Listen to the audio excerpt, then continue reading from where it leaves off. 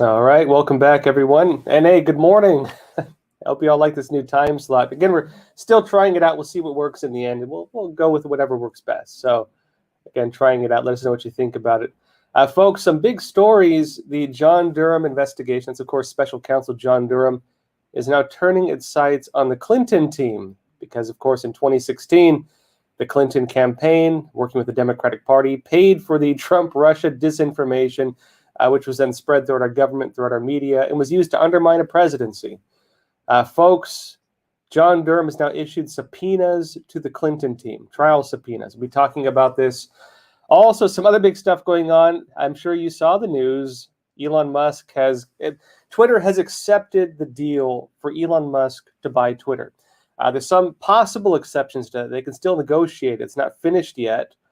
But as they did this, what happens? Well, those of you who watched the last episode know the European Union has been trying to impose different rules on the internet, including management on what they claim is truth and what they claim is falsehoods, management on disinformation and propaganda. The European commissioner in charge of that just sent Musk a public notice saying that free speech basically is not so simple. I'll be talking about exactly what's going on with the European Union now, as it's basically telling Elon Musk that he has to censor the platform to some extent. Musk is saying that he will, in terms of his understanding of censorship and free speech, basically only restrict what is illegal.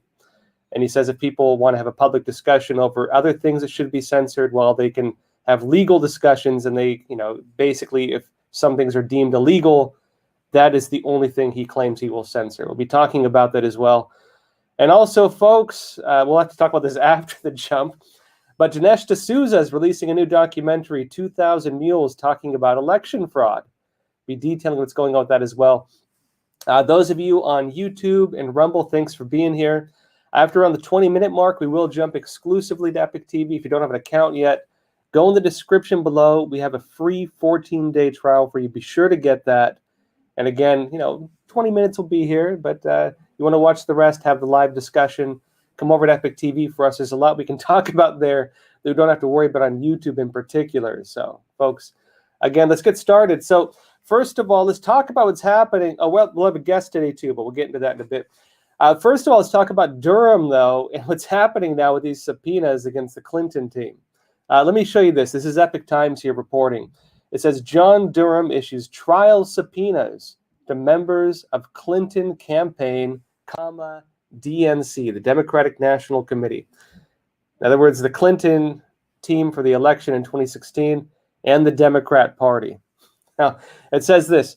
Special counsel John Durham has issued trial subpoenas for Hillary Clinton's 2016 campaign, the Democratic National Committee, DNC, Fusion GPS, and Perkins Coie, which is one of the main law firms of the Democrats, as he continues to prosecute his findings as special counsel. From which he charged cybersecurity lawyer Michael Sussman. Again, the trials of Sussman are about to start. This is now beginning. Who in 2016 represented the Clinton campaign with lying to the FBI. In other words, a lawyer represented the Clinton campaign. He's being charged for lying to the FBI. Hillary Clinton's 2016 campaign, the DNC, the Democratic Party, Washington-based private intelligence firm, Fusion GPS, and law firm Perkins Coie, Sussman's former employer, meanwhile, are trying to fend off Durham's effort to compel them to hand over previously withheld documents. And this is where it gets really interesting, folks, because these previously withheld documents include some of the communications they had. And what happened? John Durham, while challenging these organizations, trying to keep this information hidden, accidentally, published them, but accidentally forgot to seal them. So what happened? We got to see exactly what they were talking about. And what happened? Durham revealed that Fusion GPS had hundreds of email communications with journalists. They were talking to reporters. And so many news outlets are possibly now implicated within this growing possible crime of conspiracy, which we've been discussing. And frankly, it's looking a whole lot more like conspiracy.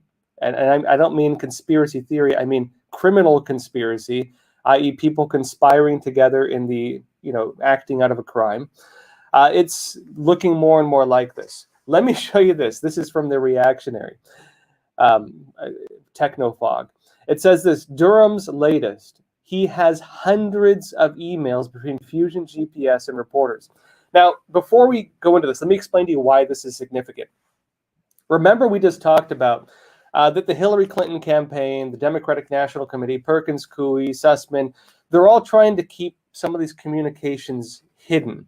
And they're alleging, at least part of the allegations, is that these are like attorney-client privilege information, that people talking to their lawyers should not, of course, be things that they should be charged with, face charges for. A lot of them were actually very careful with this. If you look at the whole picture of the whole Spygate scandal or Crossfire Hurricane, you can see a lot of people being very careful. But you can also see a lot of people being very, very not careful, which is one of the problems you have when you bring in 70, maybe 100, maybe even more people into what is really an unethical scandal. Because what they were doing, the same things they were saying earlier, they're talking to their lawyers about attorney-client privilege, they were also communicating with journalists. And if you're communicating these things with journalists, well, guess what? It's no longer attorney-client privilege. It's no longer communications you're just having with your lawyer. You're talking with journalists with the intention of making it public. And so this is what of course, the Durham side is arguing when they're trying to keep these communications from being released. And again, the real funny thing is as Durham filed this motion to respond to that, he, accidentally basically released unredacted documents showing these communications. Let me read this to you. We'll go over a bit, right? Sorry, am I getting a popping sound? Maybe I could try this. I might have to get a pop filter, actually, or something like that. I apologize for that, folks. Let me go into this, though. It says this: Special Counsel John Durham just filed this motion in response to the efforts of Hillary for America. That was the Hillary Clinton campaign. Fusion GPS et al. To keep secret, by use of the attorney-client and work product privileges, communications involving Fusion GPS. Durham states the purported privilege holders who have intervened do so in a case in which the defendant has denied representing any client when he brought the Russian Bank 1 allegations to the FBI. Again, the allegations were that basically Trump, this was the fake, it was fake, of course, but they were claiming that Trump had like some secret line with the Russian bank. Remember that? That was one of the many lies that was being spread through this whole scandal. And that's, of course, one of the lies that's being brought to light right now. And again, the people who created that lie are now implicated, possibly. It says the privilege controversy thus entrapped Sussman to a certain extent. Sussman, the one currently on trial, again, which I'll keep you updated on as well. We're going to have a report. We're going to have a couple of reporters covering that, including in the courtroom. Now it says this: brilliant. Additionally, Durham cast doubt on the declaration of Mark Elias that Fusion GPS was retained to provide legal advice. Again, the argument of attorney-client privilege. And here is where Durham makes that point. This is Durham stating this. If rendering such advice was truly the intended purpose of Fusion GPS's retention, one would also expect the investigative firm to seek permission and or guidance from Hillary America or its counsel before sharing such derogatory materials with the media or otherwise placing them into the public domain. In other words, and I'll go deeper into this. In other words, again, like I was stating, what Durham is saying here is that if they're arguing these communications should not be included within the trial, should not be included within, the trial now taking place, if they're trying to keep these communications out, and keep in mind, the significance of these communications is it brings the Sussman case, the guy now currently on trial, and expands this to include many other possible actors, meaning, again, it's looking more and more like criminal conspiracy. At least such would be the charge, we could assume, if it can reach that level. They're trying to keep these communications hidden, but they shot themselves in the foot because while, yes, the Hillary Clinton campaign was communicating with Fusion GPS was then going and communicating with all these different journalists on the same information, which means, again, that the things the Clinton campaign was communicating are suddenly, to an extent, public record, so to speak, especially in criminal cases such as this. And they're now public record because, again, they just released them. Let me explain this. It says Durham states he is in possession of hundreds of emails. This is a direct quote, hundreds of emails in which Fusion GPS employees shared raw, unverified, and uncorroborated information, including their own draft research and work product with reporters. Again, folks, spreading actual disinformation and actual misinformation designed and used to undermine, well, first of all, a political candidate during the elections. Technically, the same kind of election fraud they were accusing Trump of, the same thing they were accusing Trump of doing, claiming he was working with Russia to undermine the elections, they did. And this is exactly what they were doing, what we're discussing right now. And then in addition to that, too, use this to try to undermine Trump as he was president, including with operations to spy on the White House. Now, it says this, he filed them under seal with the court. Of course, now those were accidentally unsealed when he released this. Now, I won't go over the whole thing, but further in it says this. The suspect indictment mentions non-public internet data. In other words, private communications, private information that was exploited by Joff et al. For the purpose of their political hit job. This information was provided to Georgia Tech as part of a prospective contract with DARPA. This is where it gets really interesting. DARPA, and those of you who are not familiar with DARPA, that's basically like the research and development firm of the Pentagon. In other words, the military, the U.S. military, is now getting pulled into this. Again, this information was provided to Georgia Tech as part of a prospective contract with DARPA to, quote, identify the perpetrators of malicious cyber attacks and protect U.S. national security. A whole nother issue, which we won't get into today. But again, you had the intelligence community involved with this scandal. Remember the heads of the CIA and the FBI and others, Comey and all those folks, of course, involved to some extent. Now you have DARPA, again, defense kind of like research and development branch. Now it says, after the indictment was revealed that Durham's team has interviewed former DARPA employees. Based on this information, we hinted that there might be charges relating to the misuse of classified government data from DARPA. So not only is the Clinton campaign getting pulled into this, the military-industrial complex is getting pulled into this. And in other words, folks, this keeps getting bigger and bigger, right?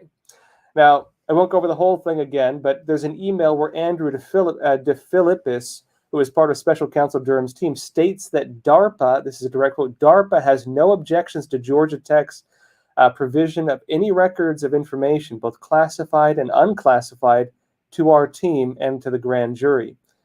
In other words, he's saying basically that DARPA seems to be providing all the documents they're asking for. This case is getting bigger and bigger, as we've been discussing, and basically more and more people are getting swept into it, and more agencies are getting pulled into it. The way it's unfolding, as we've discussed before, as I've been, kind of, at least initially my analysis, which seems to be increasingly looking like it's the case, is that, frankly, it looks like Durham is going after a conspiracy charge. He's going after, again, minor things right now, lower-level folks, and also going after, charges like lying to the FBI and things like this. But the way the investigation is heading, the evidence that's emerging, and the number of actors working together and their communications on, creating this misinformation and disinformation, and then spreading it with the intention of undermining Trump when he was, again, a candidate and also president, does look like a conspiracy case, does increasingly look like criminal conspiracy.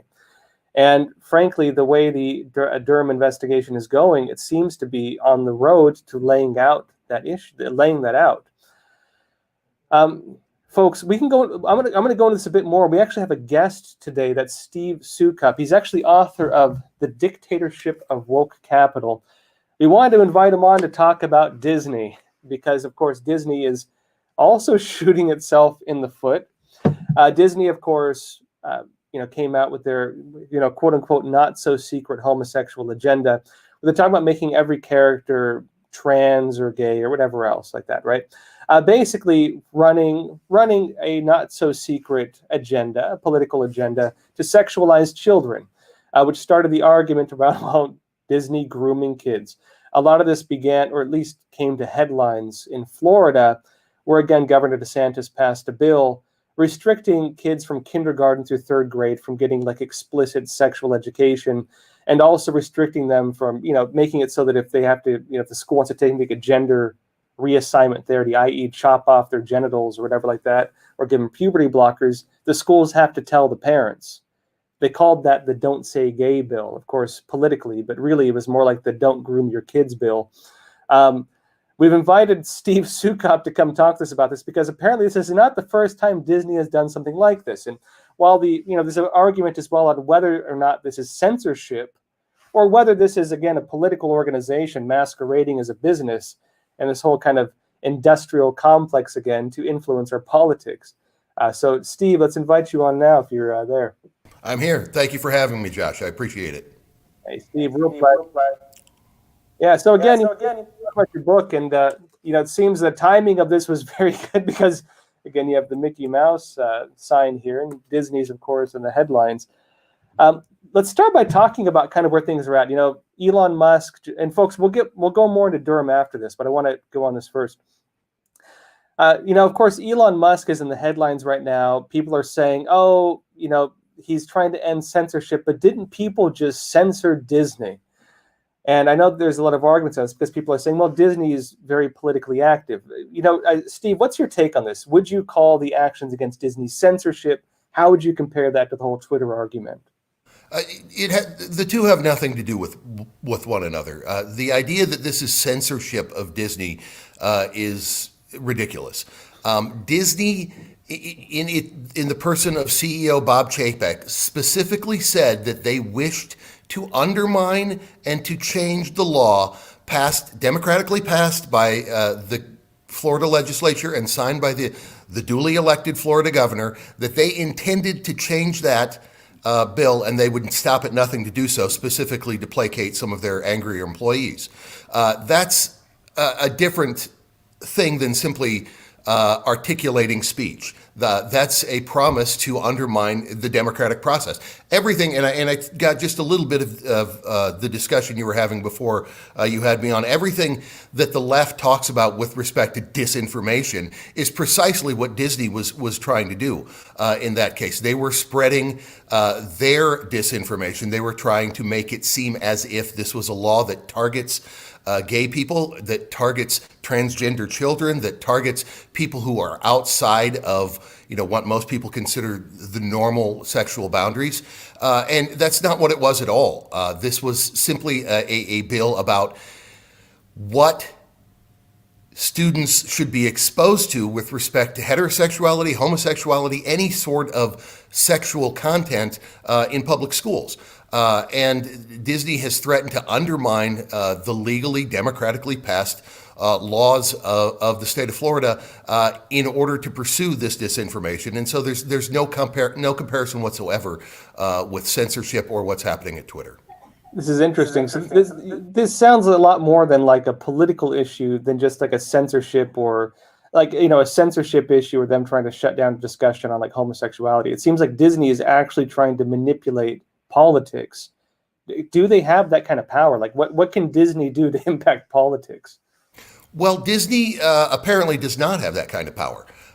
They've tried and they've tried and they've tried to change the way politics functions in some of the states where they do business. And they were successful once and they failed at least twice. In 2017, the state of Georgia passed a religious liberty law that a lot of people on the left in particular thought would be very aggressive in allowing people to discriminate. And so some of the entertainment companies in Georgia that do a lot of business in Georgia, including Disney, which films most of its films and produces most of its movies in Georgia, led the charge against this bill. And they were successful, and they convinced the governor not to sign it. 2 years later, the new governor, Brian Kemp, signed a fetal heartbeat law which would prevent abortion in the state after a fetal heartbeat could be heard. And again, the entertainment companies in Georgia, starting with Disney, protested and insisted that they were going to leave the state unless the state rescinded the law. And Bob Iger, who was at the time the CEO of Disney, stamped his feet and hollered and screamed and said, "This is going to be dangerous to our employees." And Governor Kemp said, "I don't care what you say. I disagree with you, and this is the democratic will of the people of Georgia." And he signed the law. Bob Iger did nothing. As it turns out, the law is currently in the judicial process and probably is never going to be fully enacted. But at the same time, the governor defied Disney and Disney did nothing. So again, when they stamped their feet and hollered and screamed in Florida, the governor defied them and said, "Look, this is a political matter. This is a democratic matter. This is not your issue." Well, it's interesting too, because you were saying that, basically Disney declared that they were going to overturn this democratically created law, as you mentioned. And that, in other words, it kind of messes with the narrative that a lot of people have been pushing, that, we have to defend democracy. This is a threat to democracy and all these things. Of course, again, folks, we're not a democracy. We're a constitutional republic, right? But of course, they're talking about the will of the people and the will of the people to vote on things. And the real irony here, as far as I see it, is, and the other, aside from the whole defending democracy thing, and as you've explained, Disney seems to be intent on doing this, is that people talk about oligarchy, and I wonder sometimes if they get what that means, because it's basically businesses having so much power that they have sway over politics. And isn't that what Disney's trying to do here? They're trying to work as like an oligarchic power to control politics. Yeah, absolutely. The ruling class's definition of oligarchy is when a billionaire they don't like controls something.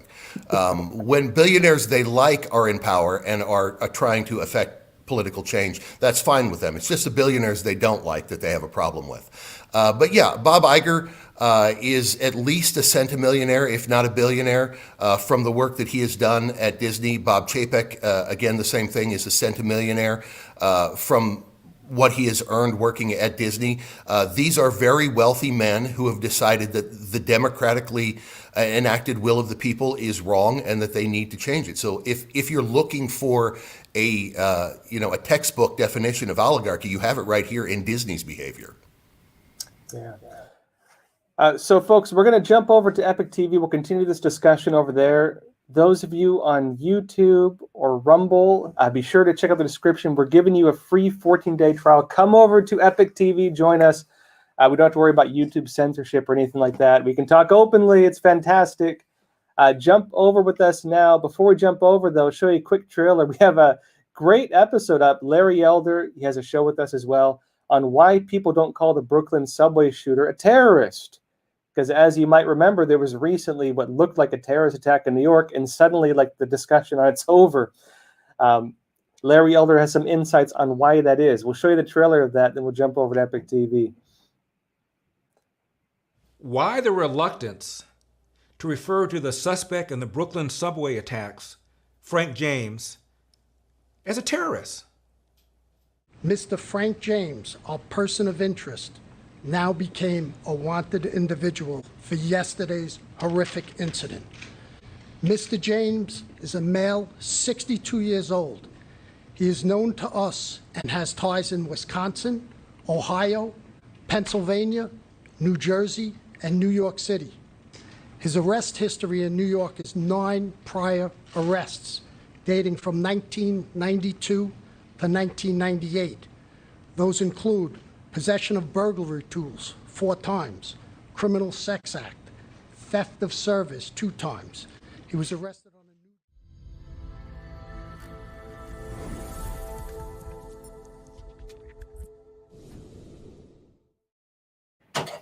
All right, folks. Again, we'll jump over exclusively to Epic TV, so join us there now. Get your free 14-day trial in the description. We'll continue our discussion.